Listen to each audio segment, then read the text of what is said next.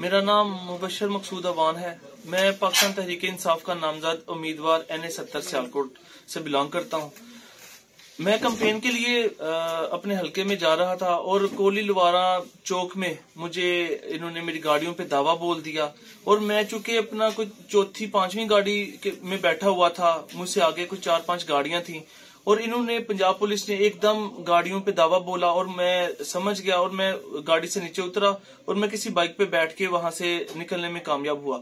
मगर मेरी Punjab police, chief election commission और चीफ साहब जो काजी फायजीसा साहब हैं, उनसे गुजारिश है कि आपने हमसे बल्ला निशान भी ले लिया और लेवल प्लेइंग फील्ड जो आप दे रहे हैं कि आपके सामने है, हमें कैंपेन की बिल्कुल इजाजत नहीं दी जा रही और बल्ला निशान छीनने के बाद अब मेरा निशान शावर है और आपने हमें इंडिपेंडेंट कर दिया। फिर भी आप इस फस्तायत को अगर चलने देंगे तो ये मुल्क कैसे तरक्की करेगा और कैसे ये चल पाएगा। आपसे गुजारिश है कि इनके हाथ रोकें, ये जो बढ़ते हुए हाथ पाकिस्तान की इकॉनमी, पाकिस्तान की जो बका को ये खत्म करना चाह रहे हैं, इसको किसने रोकना है। अगर आप इनको नहीं रोकेंगे तो ये फस्तायत बढ़ती जाएगी। ये गुलामी हम कबूल नहीं करेंगे, जो भी ये कर लें हम गुलामी कबूल नहीं करेंगे। ये जो जंग इन्होंने हम पे मुसल्लत की है, इंशाल्लाह ये आखिरी दम तक हम लड़ेंगे।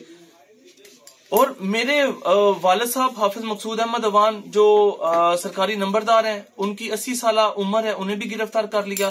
मेरे भाई जो ब्राजीलियन नेशनल हैं मुजम्मल मकसूद अवान, उनको भी इन्होंने अरेस्ट कर लिया।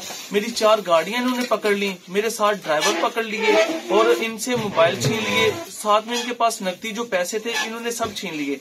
अब आपसे गुजारिश है कि इसको आपने देखना है। हमें लेवल प्लेइंग फील्ड तो मुयस्सर नहीं, मगर कम से कम जिस तरह की भी फील्ड है हमें कैंपेन की इजाजत तो दी जाए। आपसे गुजारिश है इस पे फौरी नोटिस लिया जाए।